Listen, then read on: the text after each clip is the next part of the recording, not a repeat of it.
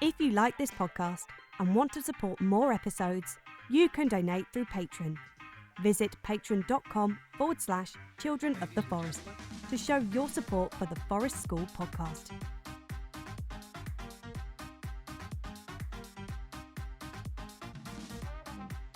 So we got Nick and we got Charly. Hello. Hello. Hi, Hello. Nick and Charly.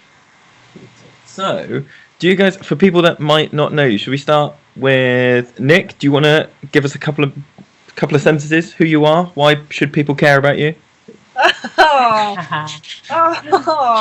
Because we're in the middle of a pandemic and we all need to care. So I run the Curious School of the Wild, and we are not strictly forest school. We are a mixture of lots of things, and we are also what we call semi-nomadic. So we have a base that is in a woodland, but we also go and visit lots of other environments. So we go to the beach and to the moor, and we don't just restrict ourselves to one woodland either.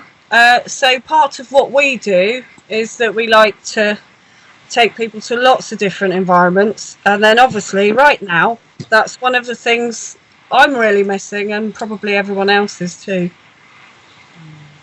Yeah, absolutely. And you're down in Cornwall? Or Yeah, are you on the border?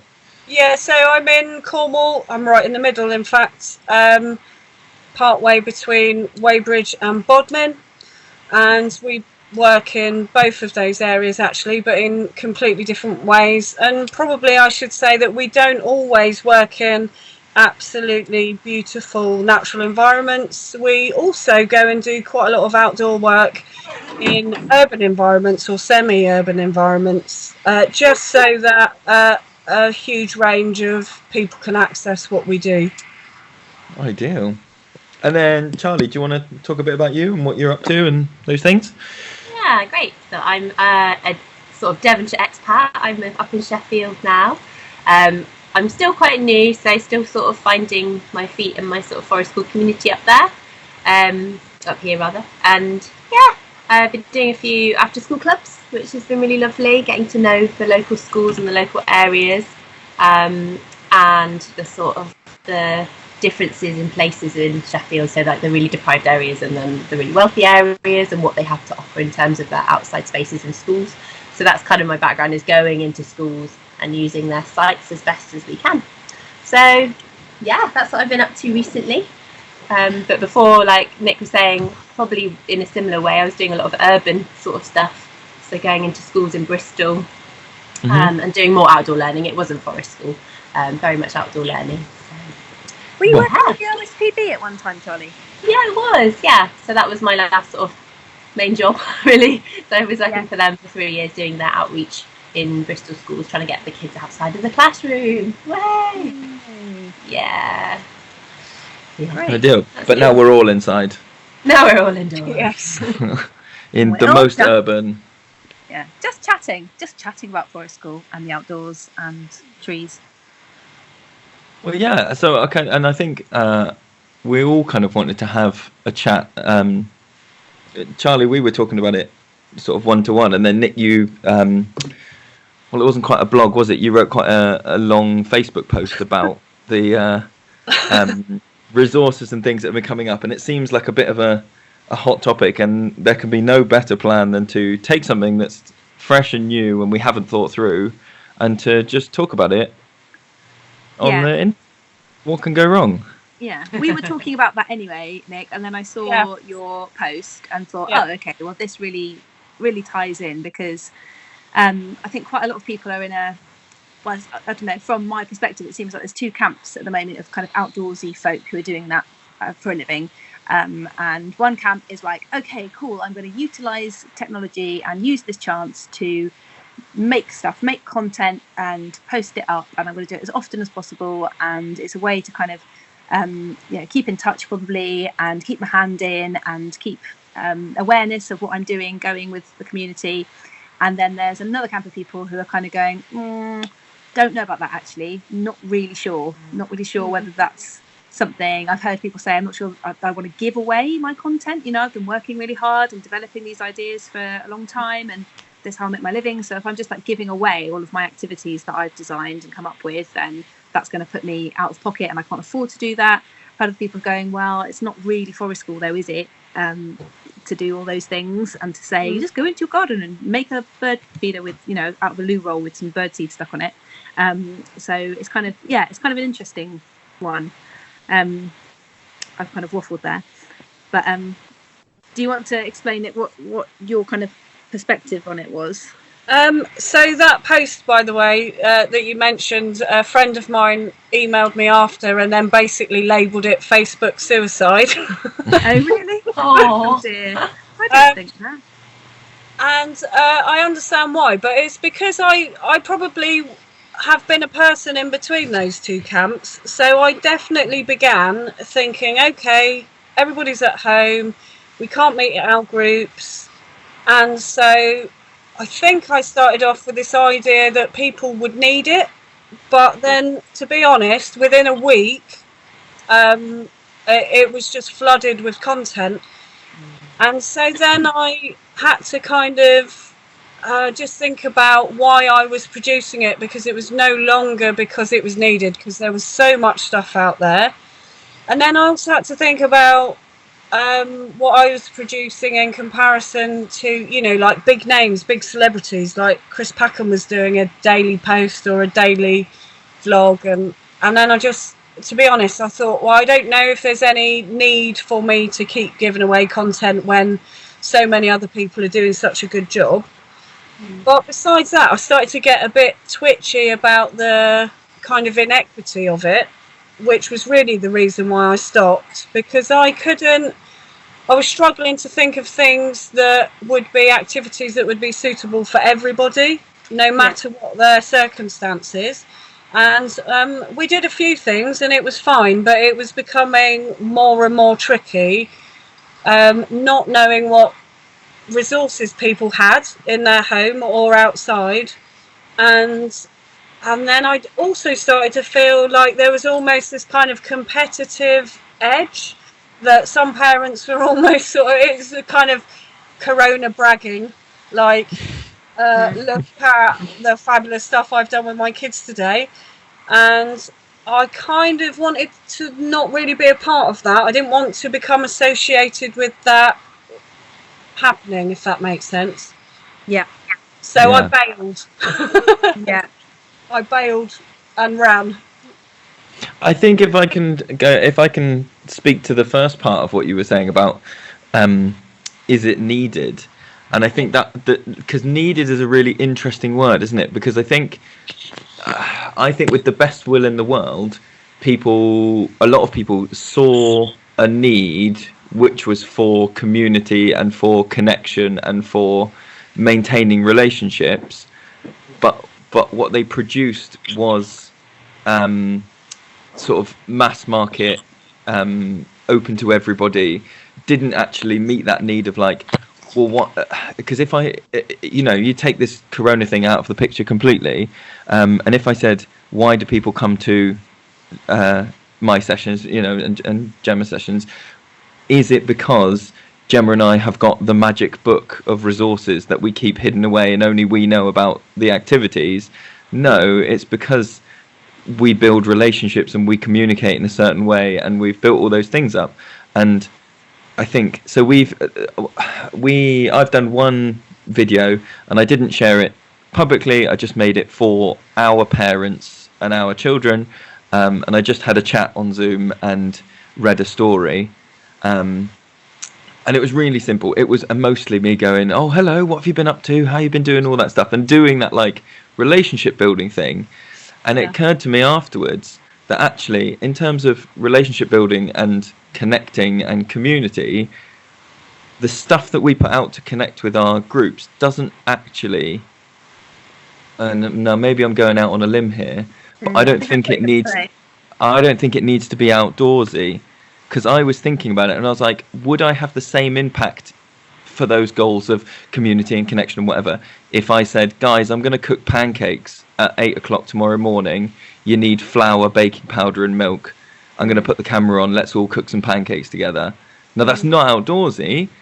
It's, it meets that need, but it's not me going, here is the magic, here is a lovely outdoor setting and look at what I've built in my garden, Yeah, I know, and that's one of the kind of things I've thought about in terms of like when I've gone, oh, maybe I should be doing something, and I feel quite uncomfortable sort of acting like I am the great keeper of knowledge about nature, when actually this could, for those people in that circumstance, do you know what I mean? Like if you're with people in the moment and together in a forest school session, you discover something, and you as a leader might happen to know a little bit more about exactly what type of insect that is, then cool, you can kind of sprinkle that in and chuck that into the conversation, but listen to what the other people are saying and respond and spark off of them. Whereas if you're kind of doing like an outdoorsy nature video, then you're kind of there going, oh, listen to me, I know all about nature, and let me tell you about this thing, and that sits really uncomfortably with me. Whereas something like that you're describing, Lewis, where it is just a kind of thing like making, probably, I imagine you chose pancakes as an analogy because that's something we do a lot with our groups, so they will recognise that as a thing that they've done with you, and so that will be a kind of reminder and a contact for that. But yeah, and similar to what you were saying, Nick, in terms of like, I am incredibly fortunate where I live. I've got the woods right next to my garden, and for me to kind of prance around and go, hey, look, it's really simple, everybody, just go outside to this lovely, woodland that happens to be next door to me that we just go in all the time. It just is a bit depressing for those people who are stuck in a flat or a city. Yeah. What? Yeah, I was just becoming increasingly... It's also about space you create. Oh, sorry. Oh, Charlie, you had a bit of lag. Go for it, Charlie. I think you had stuff to say. Oh, sorry.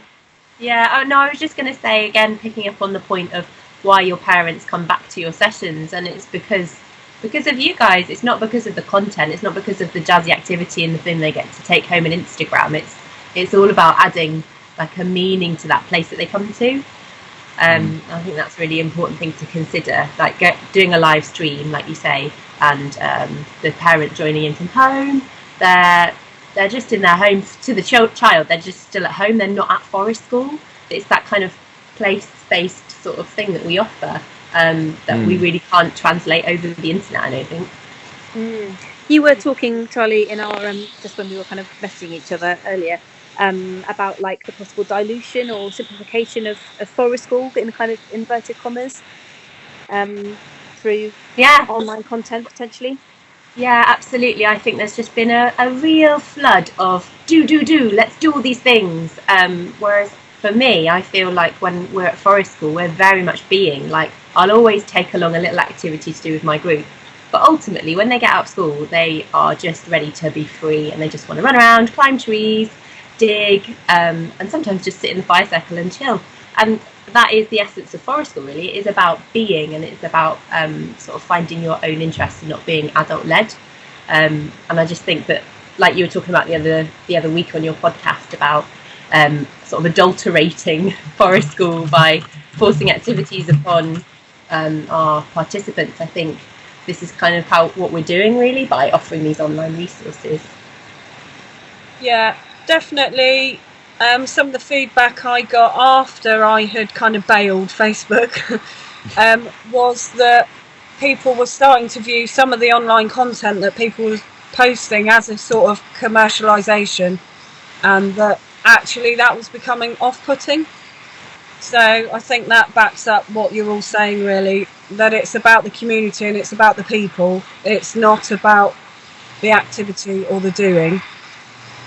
And I think if I to sort of empathise for a bit, we're all in this really unstable boat at the moment, where for a lot of us we had a couple of days' notice that our income was going from whatever we were normally earning to potentially nothing, and some people are getting grants, some people aren't getting grants, some people are getting this salary compensation, and some people aren't. And I can't say I blame people for possibly having a bit of an internal panic and going, how can I make any money at all while I'm at home? And you just go, right, I'm going to throw this at the wall.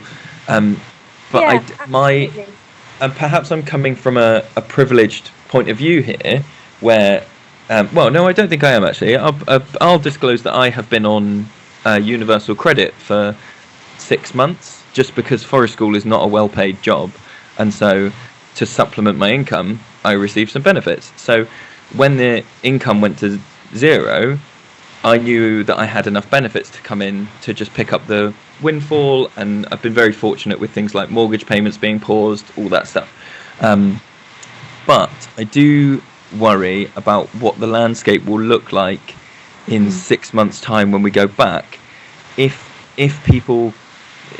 the community keeps up this kind of activity, it's all about the content, it's all about what you take home. When we all reopen, we've almost made a rod for our own backs of how do we then re-justify being open and being sessions again if we've spent the last 6 months telling everyone, oh, you can do this at home in your garden, you know? Yeah. Or also you because you might look at it in a bit more positive way and think, well, people are becoming more and more aware of forest school because there's so much online stuff, and people are in that kind of panicky, oh my god, I've got to look after my kids the whole time, like what am I going to do? Okay, great, like grab all these online resources, and oh, here's the naturey one, that's cool. And then when everything's okay again, they sign up for forest school sessions face to face for the first time ever because they've heard about stuff online, and they have these expectations about what sessions are going to be like, which are all full of like, this week we are all going to make blah blah blah blah, and then they get there and they're like, oh, what is this? And whether that will be a bit confusing. But I think you're right, Lewis, in terms of like, I'm sure like everybody who is releasing loads of content is doing it from a good place. There's a very kind of generosity of spirit going on, of people going, you know, I just want to, you know, make people happy and provide things for children to do and get people outdoors and in nature, and you know, it's coming from a really generous and positive place. Yeah, it's just about what maybe some of the unforeseen results of that might be. But yeah, I wonder whether this is a kind of. I would love to know, in terms of outdoor time, generally in the UK, how many people are able to get just outside every day, and how many people do have any kind of increased sort of awareness of nature as this time goes on, even if you're just walking down a residential street, whether because you're doing that same walk every day and you're not going anywhere, you're not going to school, you're not going to work, you're just outside for the sake of being outside, whether people are going to have a greater connection with nature, just garden birds, for example, and things like that. Yeah. Well, I think the opposite. I think I've noticed more people. There seems to have been a subconscious message that you can go outside for your one exercise a day, but it's not allowed to be enjoyable. I've seen a lot of people out on a. I've seen a lot of people out on a very. I don't want to say like a begrudging walk, but you know, on a like the walk is for exercise and we must do the walk. But also, you know, there's I think there's a lot of a feeling as well of like, you know, we're all being told like, don't touch fence posts and don't touch the wall and don't touch this, and so actually lingering outside is going to give some people a feeling of anxiety and of being exposed, you know. And I think that is something that you know, I'm talking a lot about. Maybe mentally I can't talk about what's happening now. I just want to look at what's going to happen down the line. And I do think we will all need, all of us who work in outdoor learning will need some skills in counselling and in grief and in therapy, because there will be a lot of people who are going to be coming out of a traumatizing experience, and we will be in the best place, I think, to help them. Yeah, it'd be quite good to pick up on that grief point, Lewis, because one of the things that's happened for me just in the last couple of days is because I was getting what I was starting to call corona rage, where everything was just making me mad. And then even things that I found really helpful or pleasant before, like lovely pictures of the woods or the beach, I was just starting to find quite irritating because I couldn't access it anymore. And then my tutor sent me an article that was basically titled something like "The discomfort that you're feeling is grief," And so I read it, and I thought about how I was just getting mad at things that I was never angry about before. And then actually, I have to say, I did a really good think about it, and I did a bit of writing, and basically just had to admit the fact that I was in a bit of sort of nature outdoor mourning, really, and that people that I love, like Tristan Gooley, you know, who I like follow, and everything he posts, I'm really impressed with. And then all of a sudden I was like, why are you posting that, Tristan? I can't go to the woods. I'm never going to see a wooden enemy this spring. And I was getting a bit of rage. And then that article just kind of put it in perspective. And I think you're right, that actually there are going to be a lot of people that are experiencing one type of grief or another. And for us outdoorsy folks, I think that's pretty significant at the moment. Yeah. And so I think the idea is that we should probably forgive everybody most things, especially if it's really out of character. Yeah. Because we've not done this before, have we? Are you trying to backpedal on your Facebook post now, Nick? I don't think I can do that. I am totally buried with that one. Yeah, no. I think you're absolutely right. And I saw I read a blog in a similar way and went, oh, exactly the same, about grief and about how it can affect you physically as well. And one of the things that this blog writer said was that you might be feeling really like itchy and disgusting. And like maybe you are genuinely because you haven't bothered to wash during this lockdown, because really, why would you? But even if you have, she's saying that is a well-known symptom of this situation, of kind of everything being weird, everything being new. You've never done this before, and you're really unsettled. And I have had exactly that. I've been convinced that I've got nicks. Like, I have nick combed my hair like 5 times. I'm checking my kids' hair like a monkey, and still I'm itching. And so I'm just like, okay, well, this is a physical symptom of a mental state. It's very weird. So I think you're absolutely right that we're all going to be doing pretty weird things over the next few months, and it's only going to get weirder as this kind of sets in. But so yeah, we will just have to sort of be kind to each other. And we were saying before, you and I, Gemma, and I think Charly, we might have touched on this as well. But like one of the feelings of like, I guess it's grief and loss, isn't it? Is like the feeling that like us losing our businesses and our groups isn't fair. Like, and just sort of accepting that is a completely appropriate feeling to just sit and be like, it isn't fair that the world has taken this away from me. You know, we worked really hard, we built all these communities, we set all these whole things up, and now it's just being taken away, you know? And it ultimately, I guess it makes us all realise how vulnerable the whole structure and the system is, because unfortunately what we offer isn't mainstream curriculum.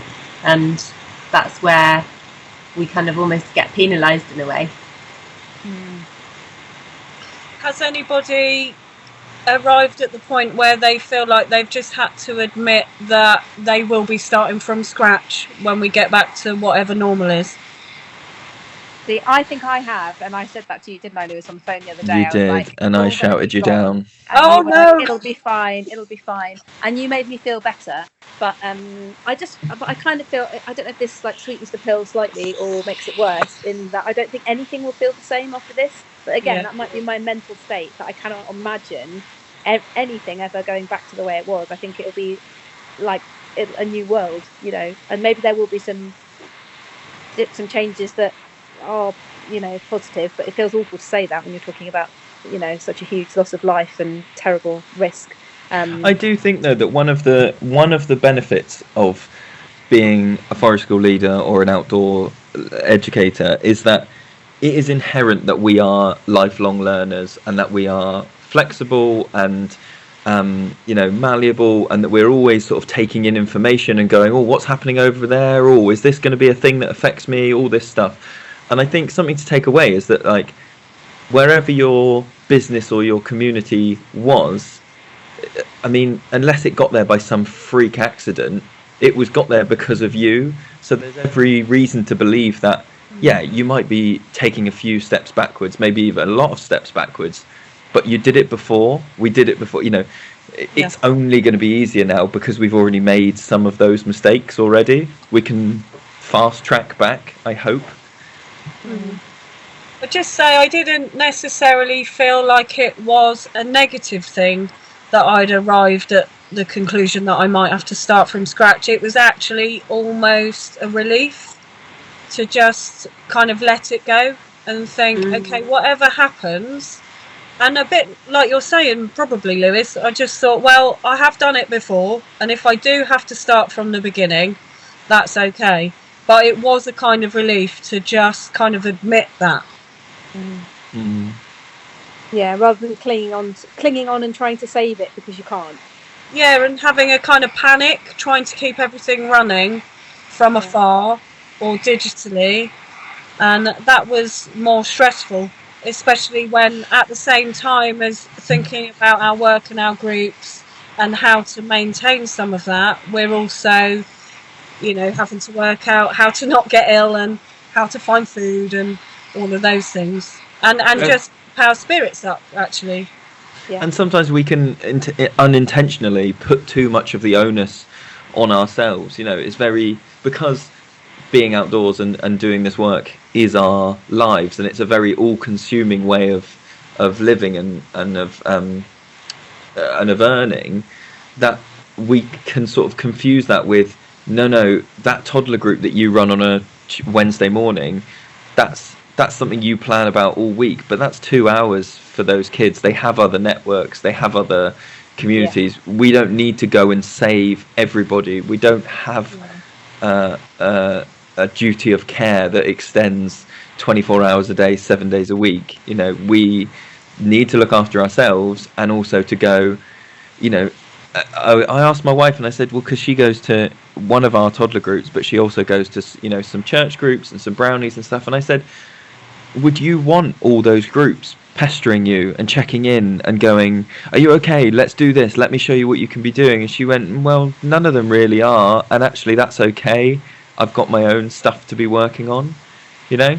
And also it's important to remember that parents are obviously going to be with their kids 24/7, and hopefully have a newfound sort of respect for the opportunities that we offer for them to have a bit of a breather maybe, and to sit down and a cup of tea in the woods. So you might find that you actually have more demand for forest school, particularly like a holiday club and things like that, where parents are just like, please just take my children, I've had enough of them through this lockdown. So it might actually be, I don't know, a silver lining maybe, I don't know. I think there will be a different view of what we do, whether that is viewed as, you know, the great childcare that it is, or whether it's the communities. But I think there will be a different view on what we do, and I think I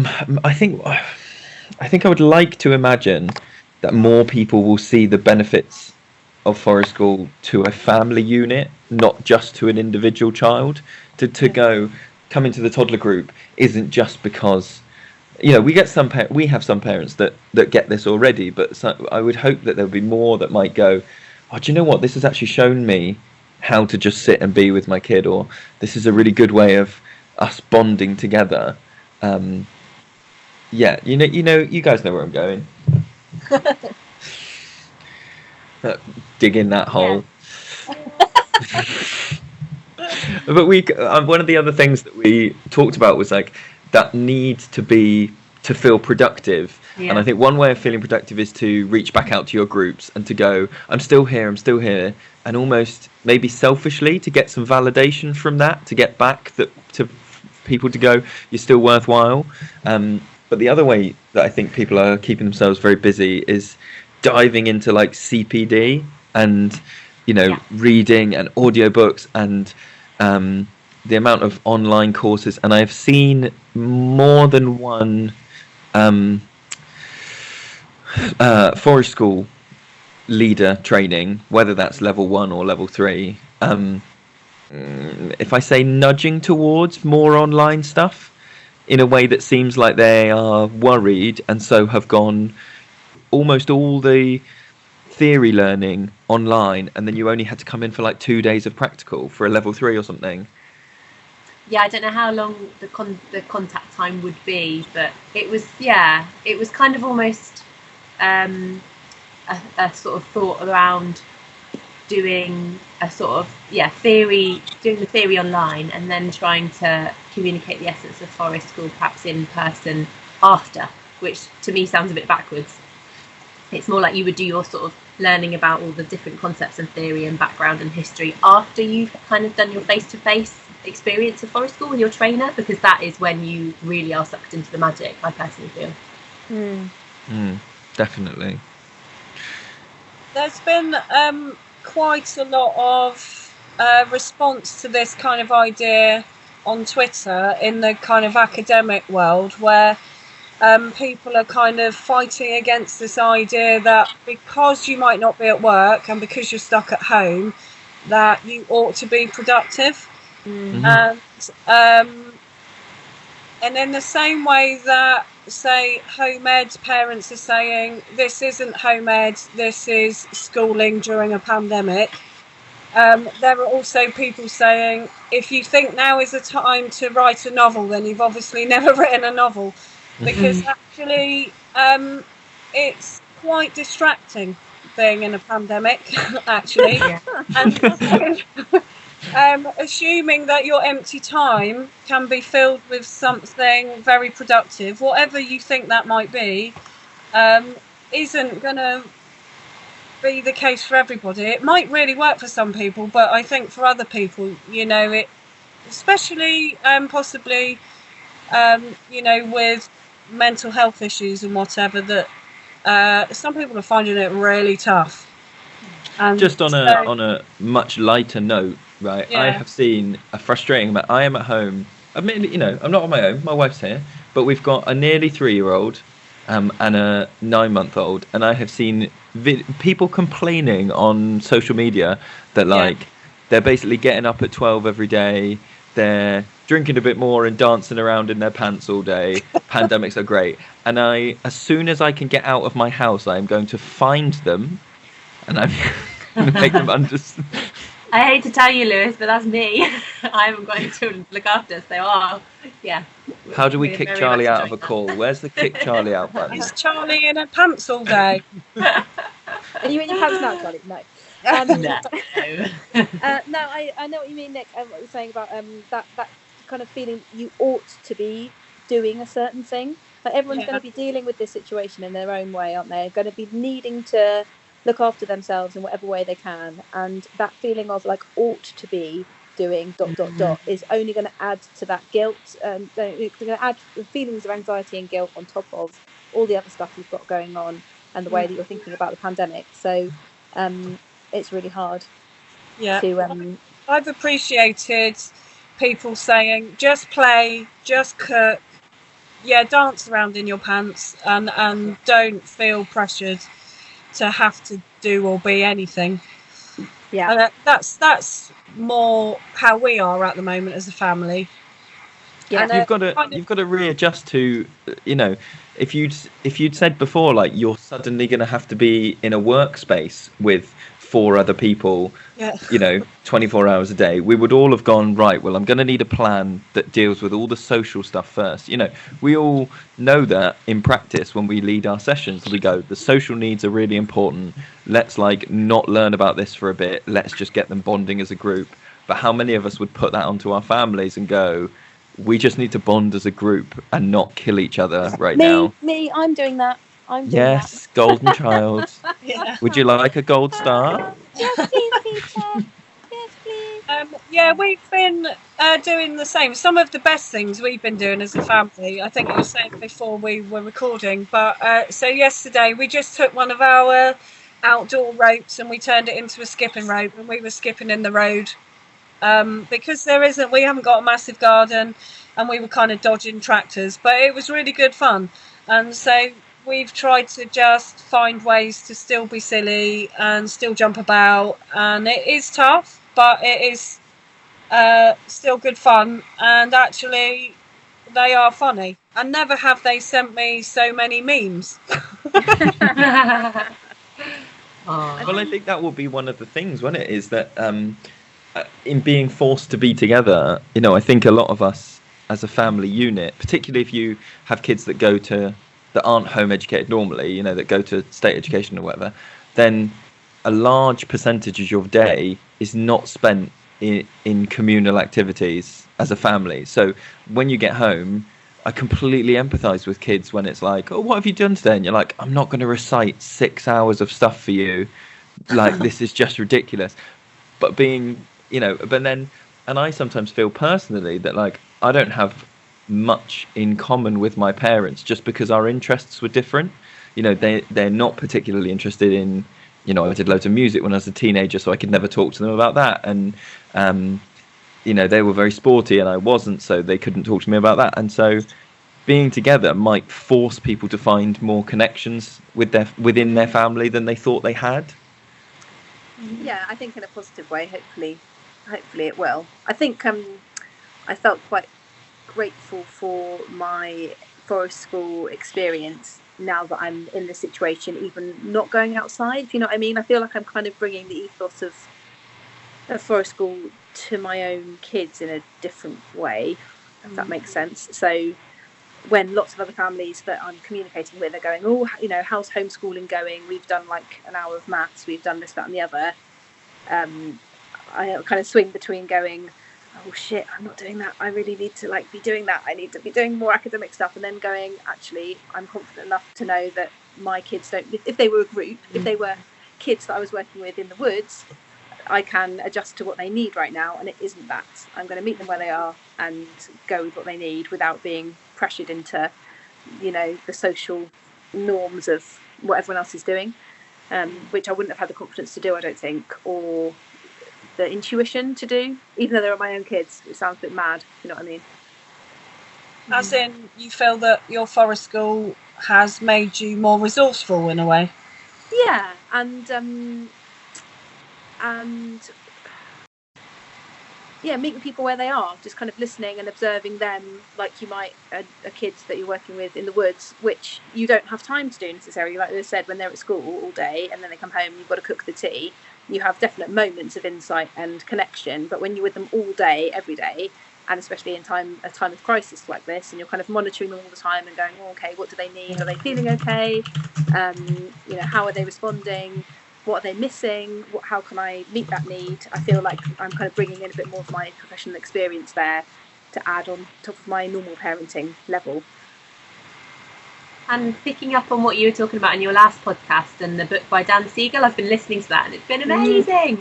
And showing up, you're probably showing up much more than a lot of other parents. You're being really present. You're not sort of forcing a child in front of the webcam to say, right, let's make this leaf crown together right now, and being distracted by all these other sort of pressures of needing to produce something and to tick boxes and all that kind of crap. So yeah, I think you're probably getting an opportunity to do that even better than ever. I think it will be interesting when we all emerge to see, because I think it will almost be like, I don't know if any of you have worked in or been close to working in like a reception class, and that massive meeting of worlds where all those children have to discover that like what you have in your lunchbox is not what everyone else has in their lunchbox.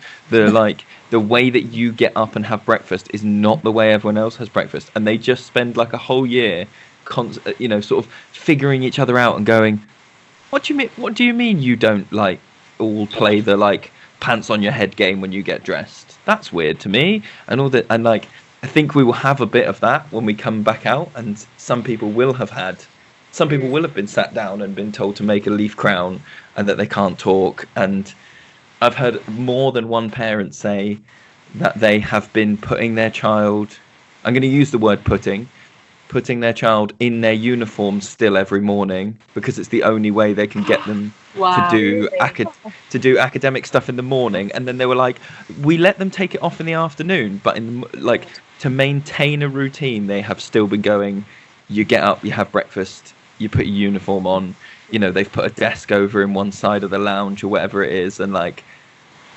let's caveat everything. Maybe that's what they need, right? Maybe that child has all the needs in the world and that is the perfect way to deal with them. Somebody's buzzing. Just changing the subject slightly, Nick, you're doing a PhD, aren't you? Yeah. Do you want to? I'm trying. Yeah. Are you able to? All my kids in the house. Is it on pause for the moment? No, it isn't, and that's interesting. So basically, I've given my kids the green light to not do any work that school sends them. Yeah. However, I've still got deadlines, and it's what I was saying earlier, really. So it seems like a really obvious thing that with all this time, I should be able to do loads of reading and get loads of research done and do lots of writing. And in one way, yes, and in another way, absolutely not. Because they're just I love my kids, but they're in my face. They are like limpets, and they're big kids, and they need stuff. And like you said, Gemma, they need you to keep an eye on them and just make sure that they're okay. And in order to get some work done yesterday, I basically wrote them a GCSE art brief. Amazing. So that they would leave me alone and let me just get on.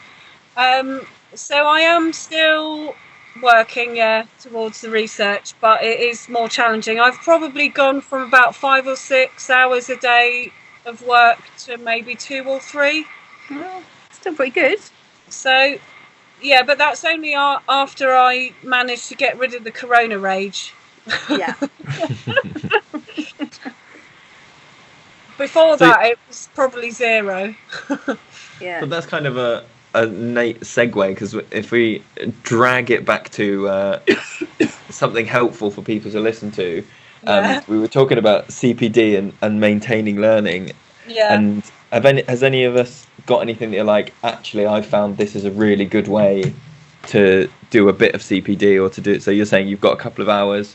Do you shut the whole room off, or do you have to do it on paper, or what works for you? I use a range of things. So I'm reading books, reading papers online, watching videos. So when I get to a point where I feel like I can't really digest anything else through reading, then I might watch some videos, and that can be really helpful. And then I probably take a break and go and put some washing in.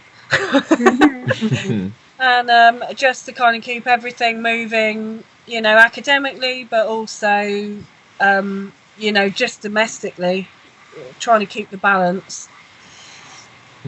What about you, Charly? I've just got some really interesting books through the post actually today, and one I think is one that Gemma recommended to me last time we saw each other in the woods at Deb Miller's woods. It was like one of the forest school gatherings. How to Raise a Wild Child. I think you recommended that one. I don't think that was me, actually. I read it. Who's it by? How to Raise Boys is one that Gemma likes. Yeah, that might have been it. Don't necessarily like it. No, oh, okay. I'm not sure. The jury's out. Sampson. The jury's out on whether you're going to raise your boy. Sure. Charly, I didn't hear what the book was by. Sorry, who? That's all right. It's by Scott Sampson. Yeah. And then I've got one that I've been meaning to get for ages that I was telling you guys about in our previous chat about forest school and autism by Michael James, who's another Devonshire chap. But I did his training in 2016 around this theme, and thought, it's about time I get hold of his book to refresh my memory, because I'm working one-to-one with a little chap who's on the autistic spectrum, so it would just be really useful, I think, to help inform that for when I'm finally reunited with him. Yeah. He's great, Michael James. I did see stuff on it as well. Yeah, thoroughly recommend if anybody's looking for those autism in the outdoors resources. He's fab. Yeah. I'm finding that I used to get a lot of my learning done through audiobooks and podcasts and things like that, and suddenly realizing how much of my sort of daily routine the audiobooks and stuff only fitted into, because it was like when I drive to the gym, and then when I drive from the gym to work, or when I'm setting up in the woods on my own, and all those times that I like, I knew they were important times for my mental health, but I didn't realize it was also when I was getting all my learning done, all my reading, if you like, done. Yeah. Can you not do it now while you're cooking or scrubbing children or... You've had 3-year-olds, I assume, at some point. Would you like to ask me the question again? Do you know what, though? When they're teenagers, they are the same. They just talk to you endlessly. Charlie's laptop died, so she's... Oh, no. Oh, okay. Oh, maybe she's back. I'm back. Yeah, that's Yay. Amazing. See, you did what I couldn't do earlier, and you've joined on a different device, which I couldn't do. Very clever. Yeah, I think the derisive laugh explains why audiobooks don't. And also, I'm not someone that. Okay, if I'm going to be really gendered, right, I'm a man and I cannot multitask at all. If I am watching the TV or if I'm listening to an audiobook and then, like, even if I've just got the radio on and my wife starts talking to me, I'll be like, I'm going to turn it completely off so I can listen to you, because I cannot hear 2 streams of, I can't hear 2 bits of conversation. I just won't pay attention. I've been being really rude and putting my headphones in to listen to audiobooks while I'm cooking. And it's usually like that's the kids' TV time. So like 4:30, they are heavily into Pokemon, which I heartily approve of. So they're like locked into Pokemon and I'm on an audiobook. And so it doesn't even matter if they're, they don't need me. They're watching Pokemon. It's fine. And today my other half was cooking and I just said, I'm sorry, I'm going to clean up around you, but I'm plugging in, and just felt quite rude, but it was really good. It worked really well. It was kind of like a little bit of as you say, Lewis, like self-care, good me time whilst my nearest and dearest were right in front of me. It was good. Recommend. Did you just cut out, Lewis, there? I did, but it was only you talking, so it's fine. Oh.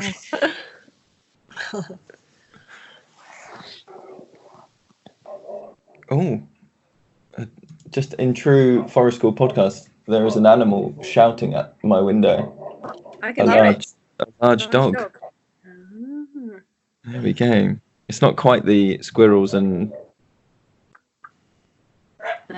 Gemma, I meant to say that I went in to the woods the other day for obviously some very vital exercise and not at all to just fart around in the woods. And the squirrels have like, and all the wildlife has just gone like, they've gone, and they're like bolshy and everywhere and just like doing whatever they want. It was some of the squirrels almost gave me a look of like, you don't come here anymore. This is us now. Yeah. That's like the mountain goats in Wales. Have you seen that? Yeah, I've heard about it. Amazing. Yeah. So go on, Liz. I'm trying to think of a good question to kind of round up and. Well, so one of the things that I wanted to talk about with other outdoor leaders is. I realised that one of the feelings I was having about the resources that are going out and about all the CPD that's coming out and everything was that I was feeling frustrated that I couldn't authentically join the conversation in the way that other outdoor learning styles could.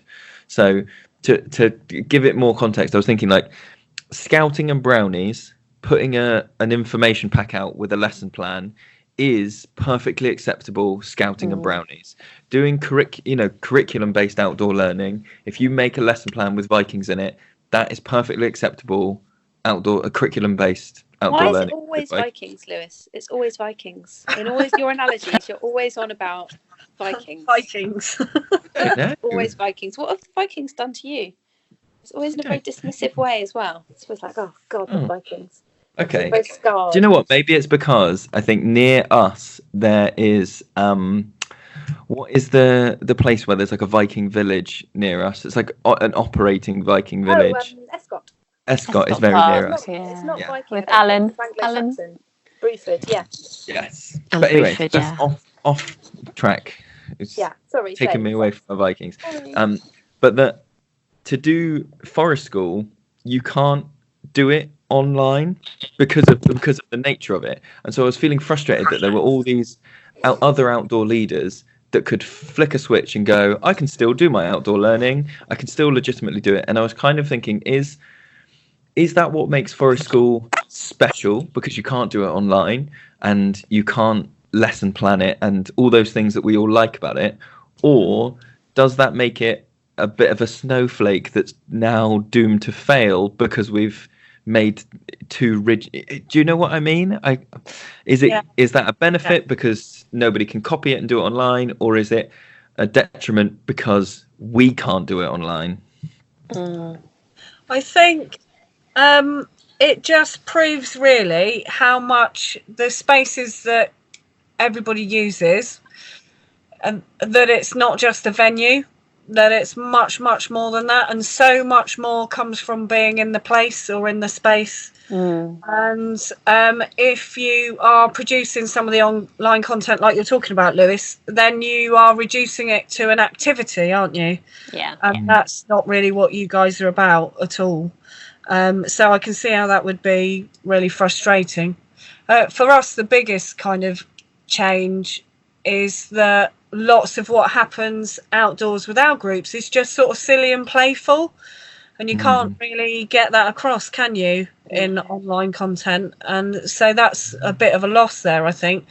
But then some of the posts that we had put up that were most kind of followed or liked were the ones where we were just being stupid as a family in a field. And I wonder if that's because that's a bit more it's loose and nobody knows what's going to happen, and that reflects more of what would happen in a group. I like that idea, and that people kind of watch that sort of content and it reminds them that they can do that, especially in this time where it is very serious and worrying.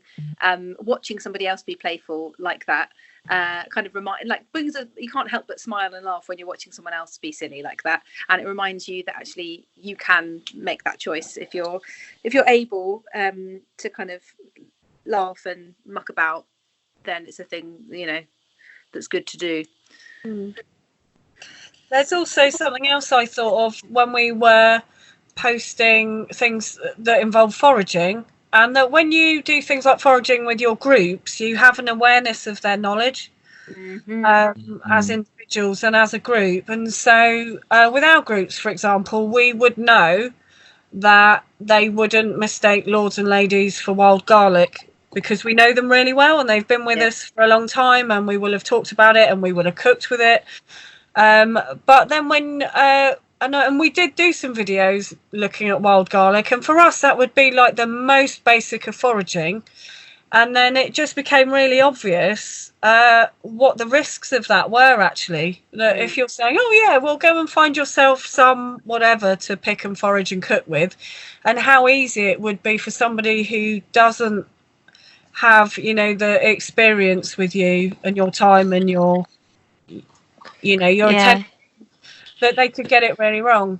And so there are lots of reasons to really think about what you're posting in terms of content when you're not there with the group in real life. And it's easy to assume, isn't it, that everyone has a similar level of eco-literacy to those that you're usually around. So, like, for example, today I was out having a walk nearby, and I saw some birds and I saw some trees, and I was able to name them. And I just thought that really gives it meaning to me personally. But obviously to other people, that might just be, they might walk past it. It might just blend into the background. And so that's really important, isn't it, when we're creating resources, that we're making sure, not that it's patronising, but that it's meeting them at where they're at, like what Gemma was saying earlier. And that's the problem, that you don't know where they're at, do you? Exactly. No. Yeah, when it's your group, it's your job to know where they're at. But when you're, like Lewis was saying, if you're posting content and you don't know who it's reaching, then you don't know where they're at, and then that's a whole nother. And I think we've talked before that it's very easy for people to conceptualize the risks of purely online or digital training for things like tool work or fire because you can, there's that, it's easy to say, oh, well, you might get it wrong. And if you were starting to get it wrong, an instructor can be 3 foot away from you and can immediately correct it like that. Yeah. Whereas if you're watching a video or you're reading a lesson plan, you might go further than you should and nobody's there to correct you. But as we always kind of bring up on the podcast when we're talking about the risk element of outdoor learning in a forest school, risk isn't just physical risk, there's also emotional risk. And so you might also have a lesson plan that puts a child emotionally in a place that they're not ready for yet. Or I don't know, but I would be interested to hear, to sort of find out how many children have been put in front of these online PE lessons and have absolutely stacked it, because that is not tailored to what they can do. There's nobody, the TV screen can't see them starting to pant or hyperventilate and scale it back. Or likewise, if you're doing an outdoor activity in your garden, you can't see when sticking those leaves to the toilet roll tube is making your child really frustrated. Hopefully you would go, oh, a parent would see that.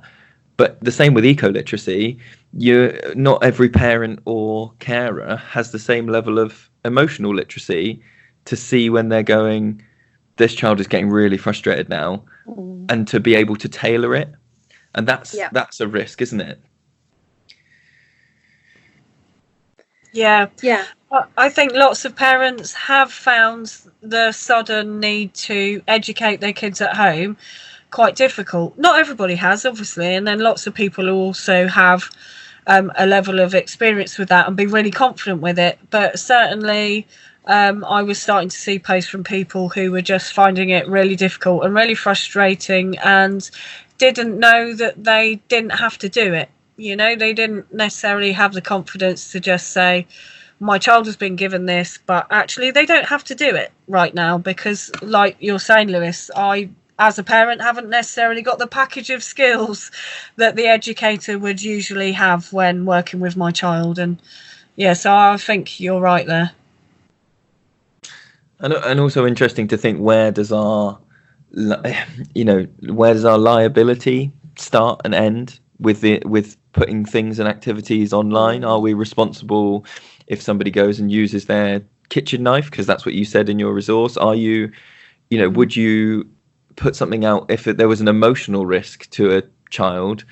Are we still responsible for that emotional risk if we've suggested the activity?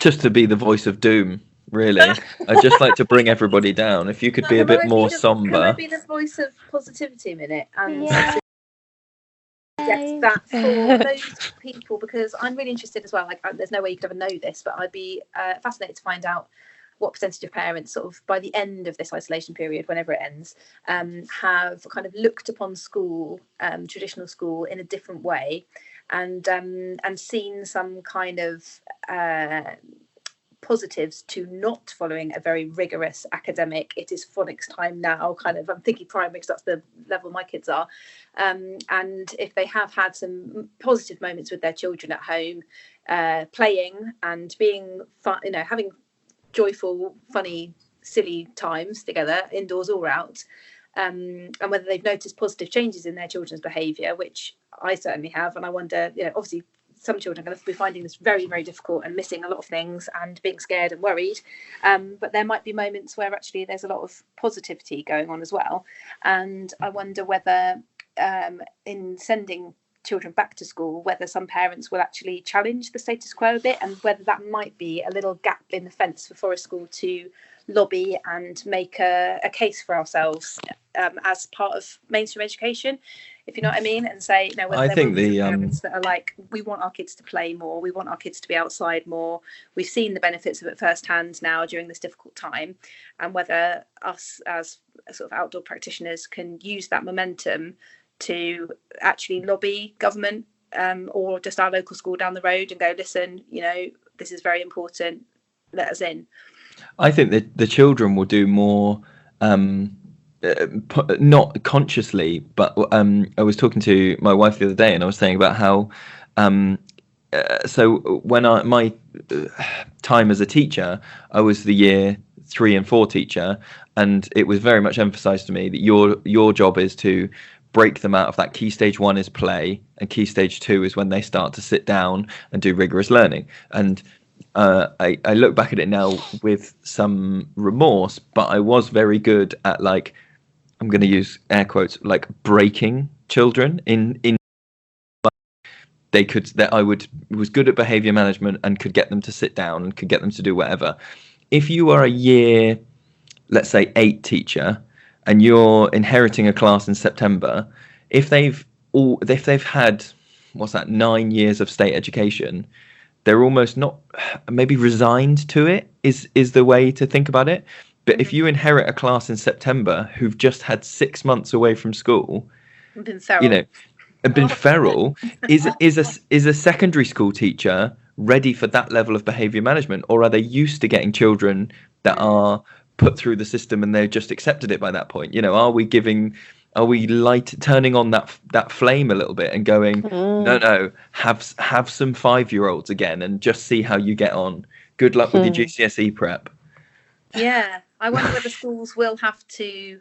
Well, I really hope they do bear that in mind in terms of kind of like a phased return, whether it's face-to-face phased return or whether it's just in terms of what they're expecting from the children.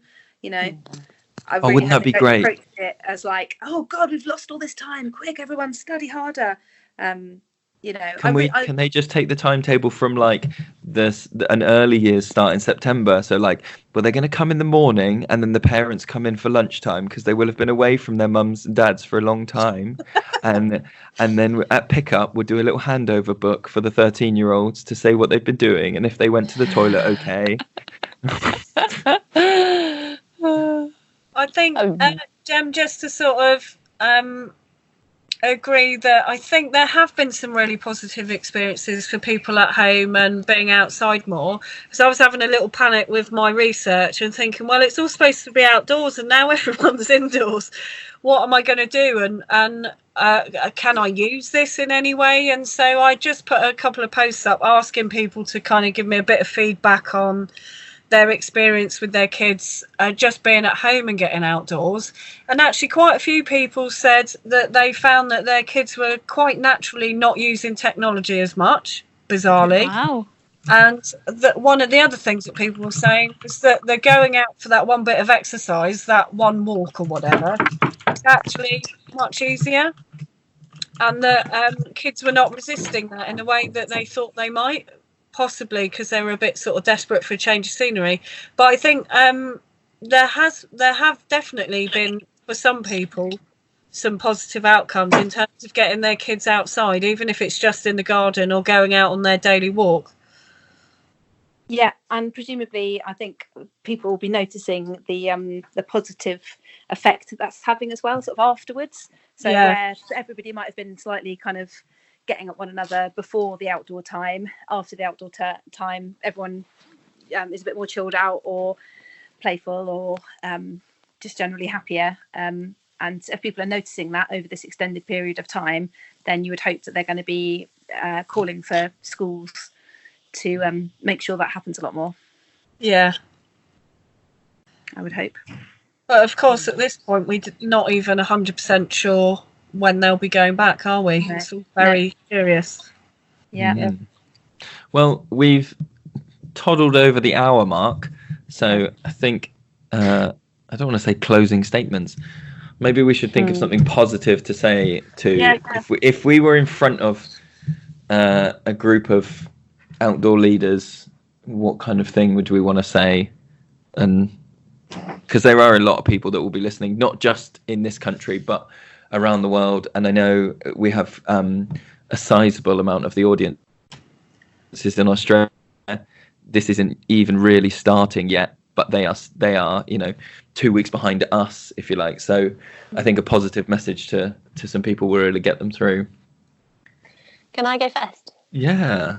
I just want to say about how singing and storytelling, I think, are two of the things I've noticed have translated really well online to audiences to keep them connected. I think those are two things.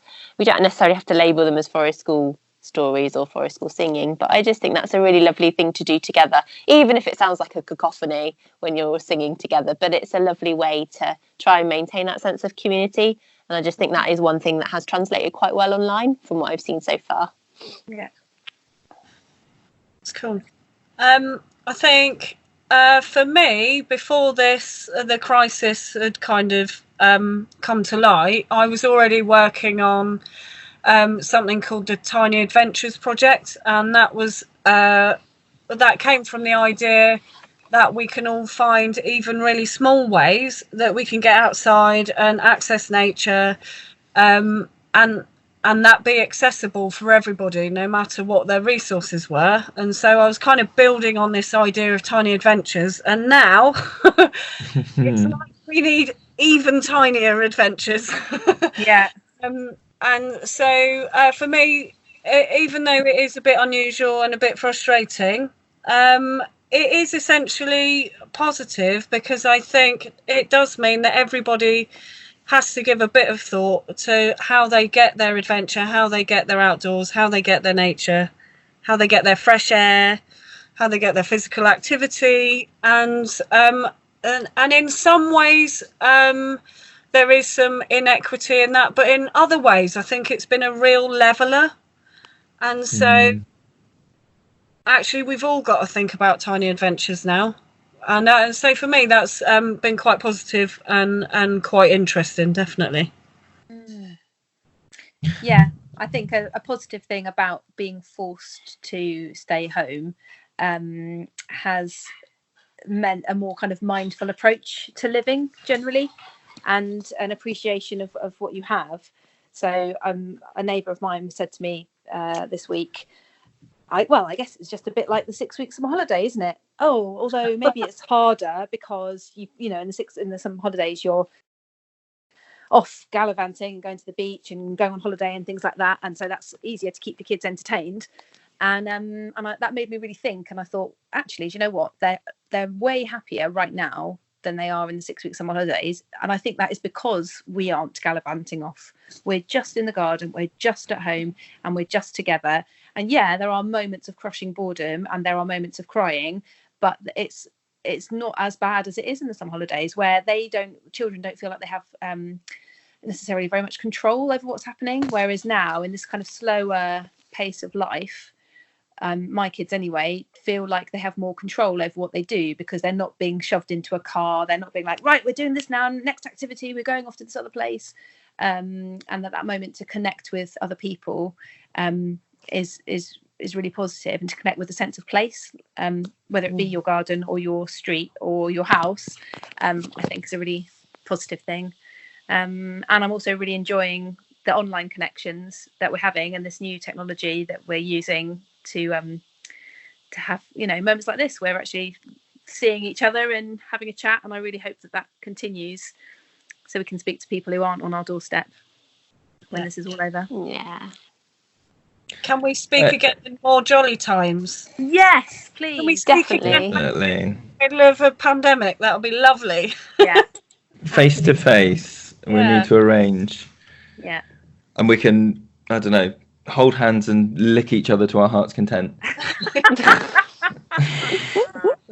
I think I would like to say to the wider world that, just as scary as it is, I think one of the biggest things is that there is a lot of uncertainty, and that we are all essentially alone with our thoughts a lot more than we are used to or possibly comfortable with being.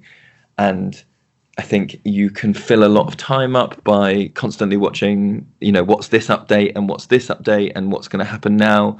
And I'm not sure that that's a helpful thing for long-term mental health. And I think one of the things that is going to be more important than ever now is reflecting and on checking in with yourself. So reflecting at the end of the day of what was good and what was what maybe needed to change tomorrow, you know, so that, because you've got nothing to do but work on the next day. You know, there isn't time to be thinking, what am I going to be doing in 2 weeks' time? Because you know, it is almost wasted thought, because you don't know what 2 weeks is going to be like. So sit down before you go to bed, Think about what was good about the day. Think about what was, or stop in the middle of the day. You know, pause when you have lunchtime and just think, what is it I'm feeling? Is it that I'm not feeling productive? Is it I'm feeling worried? Is it I'm feeling, is it just a body sense of hunger, or is it just that I'm used to being busy?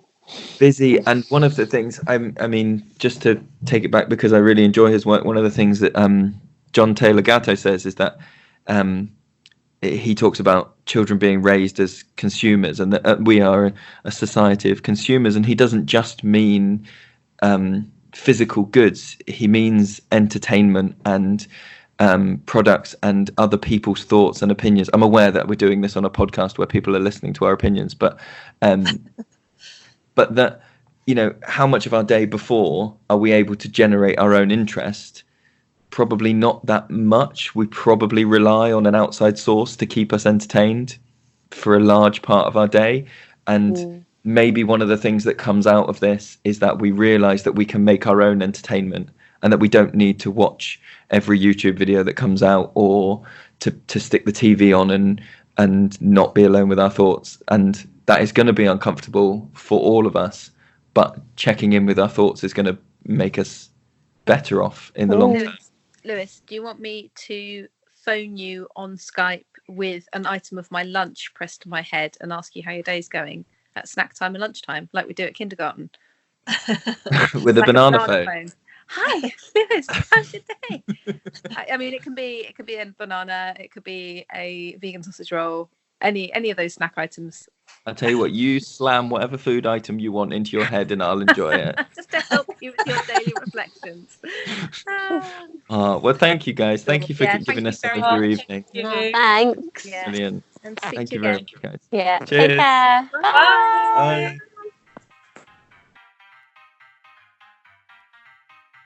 If you like this podcast and want to support more episodes, you can donate through Patreon.